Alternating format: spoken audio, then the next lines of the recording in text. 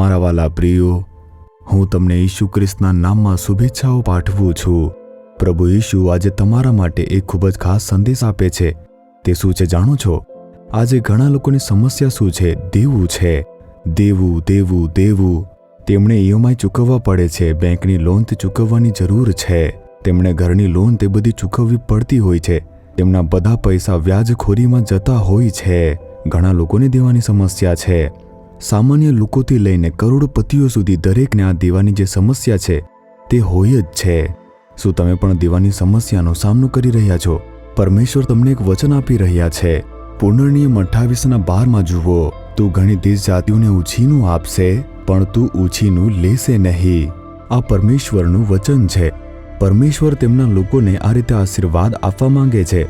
તમારે કોઈ પણ દેવા વિના એક આશીર્વાદિત જીવન જીવવું જોઈએ। તમને બીજાઓને ઉધાર આપવાનો જે આશીર્વાદ છે તેવો આશીર્વાદ મળવો જોઈએ। આવું ક્યારે બનશે પૂછો છો?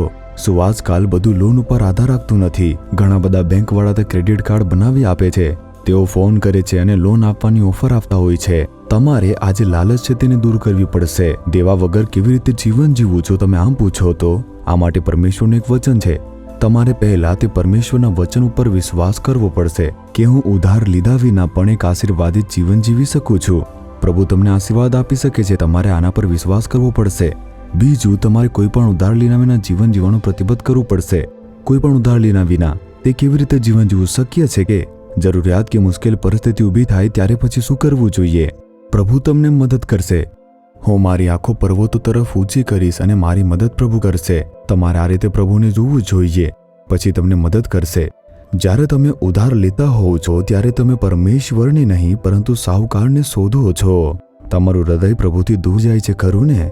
ઈસુ છોડાવે છે સેવકાઈમાં ઈશ્વરનું ઘર બનાવવામાં આવ્યું હતું, ઈશ્વરનો મંડપ જે છે બનાવવામાં આવ્યો, અને ઈશ્વરનો જે મહેલ છે તે પણ બનાવવામાં આવ્યો, ઈશ્વરનો કરાર કોષ બનાવવામાં આવ્યો હતો, અને આવી ઘણી બધી ઇમારતો બનાવી છે। જ્યારે અમે તે બનાવવાનું શરૂ કર્યું, બેંક મેનેજર મારી શોધમાં મારી ઓફિસમાં આવ્યા અને મને કહ્યું, તમે આટલી બધી ઇમારતો બનાવો છો, તમને જેટલા પણ રકમની જરૂર છે અમે તેટલી રકમ તમને આપવા તૈયાર છીએ। તમારું બેંક એકાઉન્ટ એકદમ બરાબર છે, અમે તમને લોન આપવા માંગીએ છીએ। મેં શું કહ્યું જાણો છો? લોન લેવા કરતાં અમે પરમેશ્વરને ઘૂંટણીએ પડવાનું પસંદ કરીશું, કારણ કે અમે પરમેશ્વરને પ્રાર્થના કરવાનું ચાલુ રાખશું ને બધું જ કર્યું। પરમેશ્વરે અમને કોઈ પણ લોન લીધા વિના અમારા બધા સેવા કરવા માટે કૃપા આપી। તેમણે અમારા માટે બધી ઇમારતો બનાવી। તેથી જો તમે ઉધાર લેવા માંગતા નથી તો કોના પર વિશ્વાસ મૂકો? પ્રભુ પર મૂકો। પ્રભુની ઈચ્છા તે જ છે। જો તમે વિશ્વાસ કરો છો અને પરમેશ્વરને વળગી રહો છો, તમારી જરૂરિયાતો પૂર્ણ થશે। અને આજે પણ તમે કહો કે હું હવે પછી ઉધાર નહીં લઈશ, મારા બધા હાલના દેવા ચૂકવવામાં તમે મને મદદ કરો પ્રભુ, હું હવેથી ઉધાર લઈશ નહીં, તમારા ઉપર નિર્ભર રહીશ। જો તમે આમ કહેશો તો પરમેશ્વર તમને આશીર્વાદિત જીવન આપશે।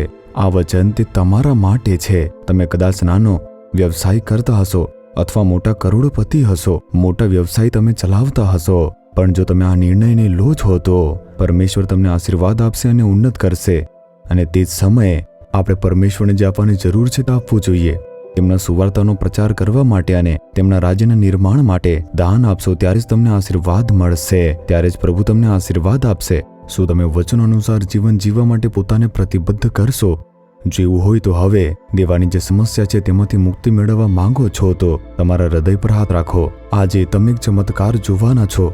હે પ્રભુ, હું આ પુત્ર માટે, પુત્રી માટે પ્રાર્થના કરું છું। તેઓ દેવાની સમસ્યામાં ફસાયેલા છે અને બેચેન થાય છે। તમે ઘણા દેશોને ઉધાર આપશો પરંતુ ઉધાર લેશો નહીં આવી રીતે। શું તમે વચન આપ્યું નથી પ્રભુ? આ વચન તેમના જીવનમાં તમે પૂર્ણ થવા દો। તેઓને દેવામુક્ત જીવન જીવવા દો। તેઓને પરમેશ્વર ઉપર નિર્ભર રહેવાનું જીવન જીવવા દો।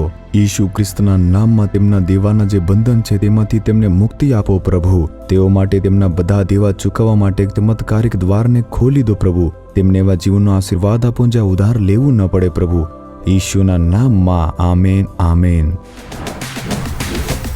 જીસસ રિડીમ્સ ગુજરાતી યુટ્યુબ ચેનલને સબસ્ક્રાઇબ કરો। દરેક નવા કાર્યક્રમની માહિતી મેળવવા માટે બેલ આઇકન પર ક્લિક કરો।